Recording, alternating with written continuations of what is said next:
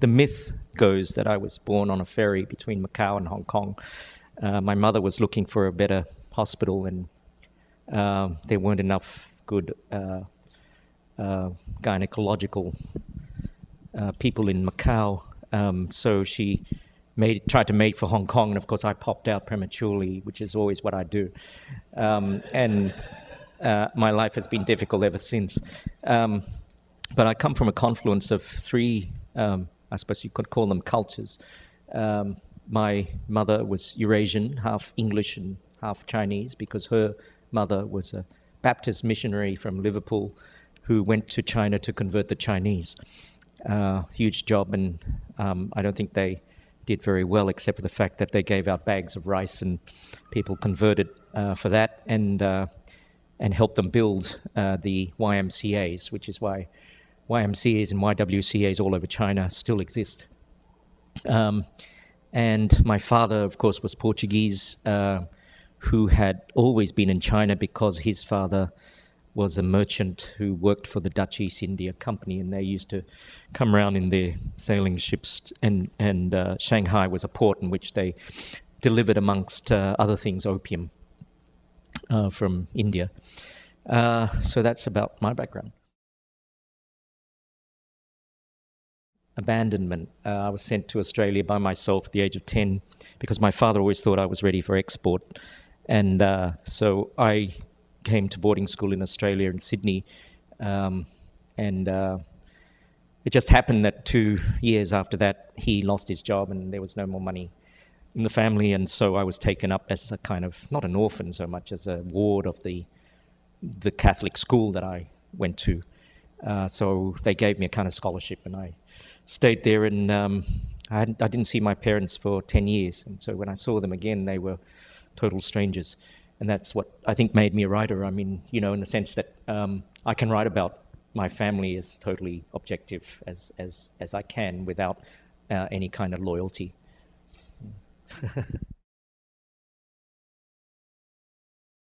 I hope that you picked up from that reading that voice was not me, and that it was a narrator. So I guess, in a sense, it's really these voices that occur not in a schizophrenic manner, but to be able to be entranced by whatever's occupying your mind.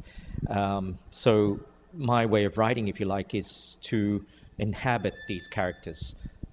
It's like, I suppose, an actor playing a role on stage. You have to inhabit that character, otherwise you're not very convincing. So I'm waiting for the next voice to inhabit me, if you like.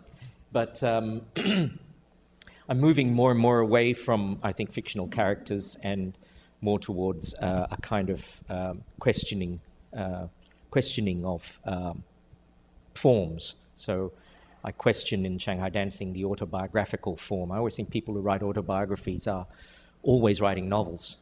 So people who write memoirs are writing novels. So you're actually inventing your life as you go along. And the so-called facts are really quite beside the point.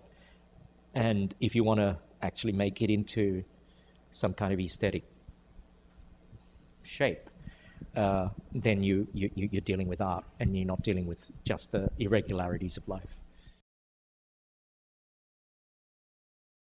I think I'm moving further and further away from fiction. I don't know whether this is a bad thing or a good thing, but I'm actually I'm finding that my investigations, and I think to be a writer, and I'm not making this as a general statement, but to be a writer you have to be very obsessive about something, and I'm getting more and more obsessed, not by my next novel or whatever I'm going to write about, but the actual process of writing, which I've asked myself, why does it have to take such a huge toll? I have a good friend who's a painter, and he had a big exhibition, and he's very successful, and he's made a lot of money, millions in fact. And I went along with another friend, and my other friend said, well, this guy's never suffered. And I said, yeah, there's a hell of a lot of truth there. Not as a general thing, not as a generalization, but I wonder why I've had so much trauma in order to produce one thin little novel. And I guess this is the thing that I'm starting to get obsessed with, and why I'm researching it is that is not just depression, but melancholy. So my next project is actually to write a book on melancholy, and it's not the downsides of it so much, but the upside, how creativity comes out of it. I've used photographs a lot in Shanghai dancing. Some of those, and I guess I kind of laid a little trap for future archivists, that some of them are real photos from my family, others are not. They're totally, bought photos or photos I found in secondhand shops and things like that. So the photos don't actually illustrate the text. The photos are a kind of reminder that there is a narrative of photos by themselves. They form their own story. And the text has its own meaning in terms of its weaving of the story around the photos. So sometimes I'd take a photo, and this is interesting from your question, because sometimes I'd just take a photo and a story pops into my head. Where did that photo come from? I want to weave a bit of a story around this. And a lot of the chapters in Shanghai Dancing sprang from that, and I simply pushed them into the form of my family, when in fact they weren't. And I guess photos are also, they're a kind of reminder of death. Those people in a lot of those photos are dead. So it's a captured moment of death, as it were. And you might call that depressing, but I call it inspirational, because you wonder why you would want to use or invent a story to bring them to life. And I think that's the kind of process that I'm trying to do, to actually bring these dead images to life. Yeah, well, I think to give a true picture of memory, it is fragmentary. So you're recalling things at different moments, different times.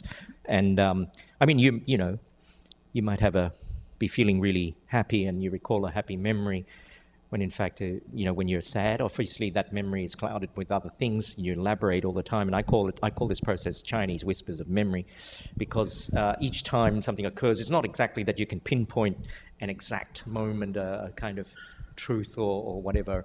And memory is not related to truth. Memory is related to emotion.